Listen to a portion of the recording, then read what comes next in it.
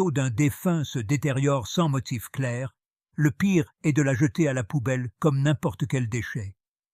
Ce n'est pas un objet banal, c'est la représentation d'une personne ayant réellement vécu, et la traiter sans égard risque de provoquer des déséquilibres énergétiques. La façon la plus conseillée consiste alors à agir avec respect.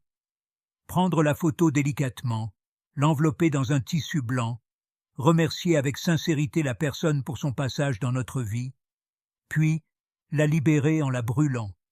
Un geste qui symbolise la gratitude et l'adieu. Ainsi, son énergie se poursuit sur son chemin sans stagner dans notre réalité. Reste que si les photos peuvent influer autant sur notre environnement, qu'en est-il des innombrables clichés stockés dans nos appareils électroniques?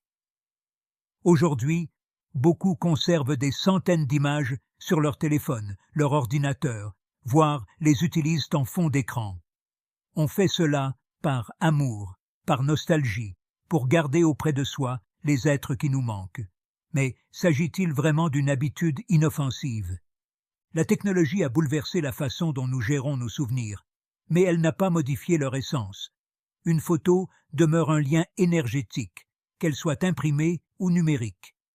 Certaines personnes, ayant mis des clichés de défunts en fond d'écran, disent être plus fatiguées que d'habitude, avoir du mal à se concentrer ou passer par des émotions inexplicables. D'autres, après avoir longuement regardé ces images avant de se coucher, ont des nuits agitées, pleines de songes confus. Cela s'explique aisément. Fixer sans cesse une photo entretient un contact énergétique avec son sujet. Et lorsque ce dernier est un être disparu, le lien peut s'avérer plus profond qu'on ne l'imagine. D'où la nécessité de se demander si l'on souhaite vraiment prolonger ce contact à chaque instant. N'allez pas croire pour autant qu'il faille bannir le souvenir de nos défunts ou supprimer toute trace d'eux. Il s'agit plutôt de trouver une manière de leur rendre hommage sans compromettre notre propre énergie. Une approche plus sereine consiste à réserver un espace dédié à leurs photos, un coin où les disposer sans qu'elles interfèrent avec les activités quotidiennes. Par exemple sur une petite étagère, un autel ou dans un recoin paisible, agrémenté de bougies ou d'objets symboliques. Ainsi, on instaure un climat de respect et d'équilibre, empêchant que leur énergie ne se confonde avec celle de la vie de tous les jours. Le choix de l'emplacement où l'on installe les photos de nos proches disparus pèse lourdement sur la façon dont l'énergie circule à la maison et sur la qualité de notre existence. Bien des personnes exposent ces clichés avec les meilleures intentions du monde, sans se douter qu'elles pourraient engendrer une atmosphère pesante qui mettra en péril leur bien-être. Imaginez une habitation où la pièce principale est constellée de photos de membres de la famille disparus depuis longtemps, sur chaque meuble, dans chaque coin, comme si leurs visages, silencieux, regardèrent le présent depuis le passé. L'intention est de se souvenir d'eux avec affection, mais la réalité peut devenir tout autre, une lourdeur qui ne se dissipe pas, une nostalgie omniprésente, une sensation d'être coincé dans ce qui n'existe plus. Les pièces où nous passons le plus de temps absorbent et reflètent notre propre vibration. Or, si les clichés de défunts envahissent trop largement ces espaces, ils peuvent conditionner l'humeur des habitants. On voit parfois des familles rapporter, sans raison apparente, une ambiance pesante, des conversations plus tristes et une fatigue plus marquée. Le phénomène se renforce encore quand ces photos sont présentes dans votre chambre à coucher. La chambre est censée être un sanctuaire de repos, le lieu où le corps et l'esprit se remettent des tourments du quotidien. Pendant que nous dormons, notre réceptivité aux énergies environnantes s'élève. Si près de votre lit, il y a la photo d'une personne disparue, son énergie peut se mêler à la vôtre. Certains relatent des rêves récurrents, mettant en scène leurs proches décédés, comme s'ils cherchaient à faire passer un message. D'autres se réveillent l'esprit embrouillé, plus fatigués qu'avant de se coucher.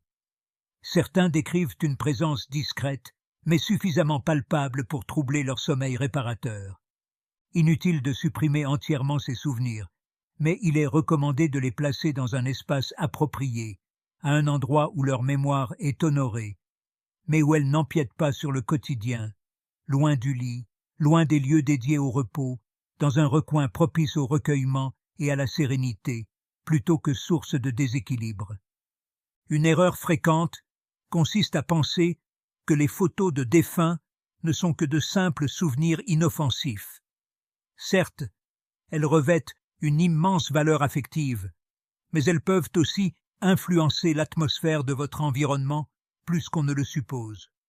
Beaucoup de personnes ressentent, après avoir passé du temps à regarder ces clichés, une forme d'abattement, une sensation de manque indescriptible ou une lassitude que le repos n'arrive pas à dissiper.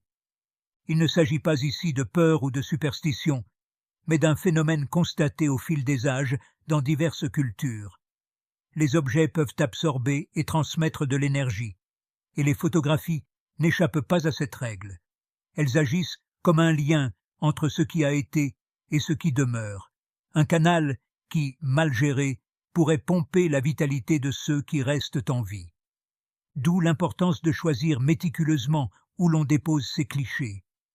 Évitez de les placer dans des zones où l'énergie doit circuler librement, comme la cuisine ou votre espace de travail, ni de les mélanger avec les photos de personnes vivantes au sein d'un même album ou d'un cadre collectif. Chaque plan possède sa propre vibration. Mal les associer peut engendrer des déséquilibres. Dans certaines demeures, les photos de défunts sont disposées sur la table du repas, assistant silencieusement à chaque échange, chaque rire, chaque blanc. Au fil du temps, certains ressentent que les repas s'assombrissent, que les échanges deviennent plus lourds, et que la légèreté d'antan semble avoir disparu. Jung évoquait la puissance symbolique des objets et leur aptitude à marquer notre inconscient. S'il avait raison, la présence constante d'images de personnes disparues pourrait envoyer un message subtil, mais omniprésent.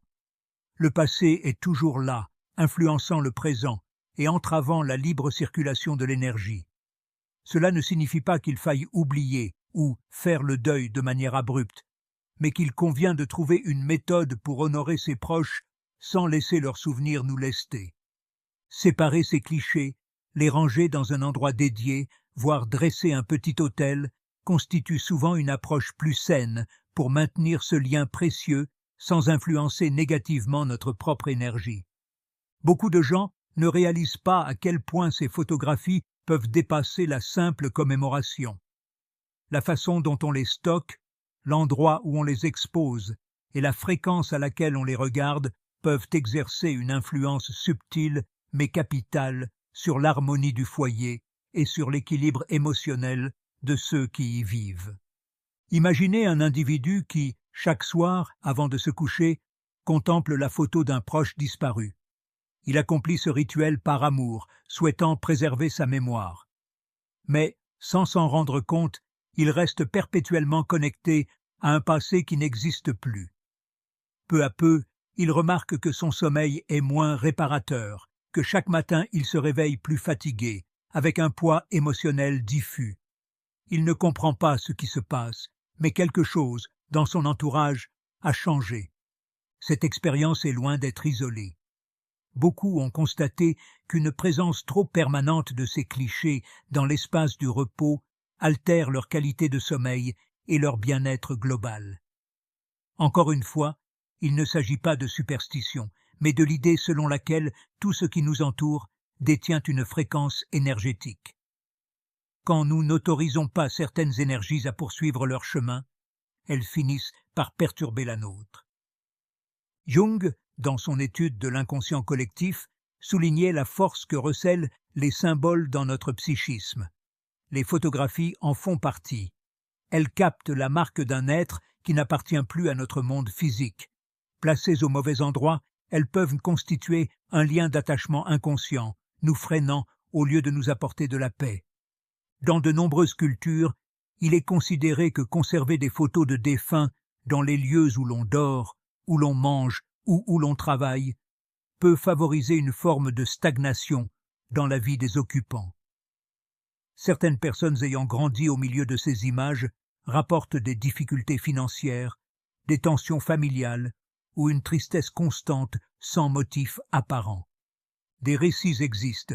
Après avoir réorganisé ces photos, les séparant de celles des vivants, les mettant dans un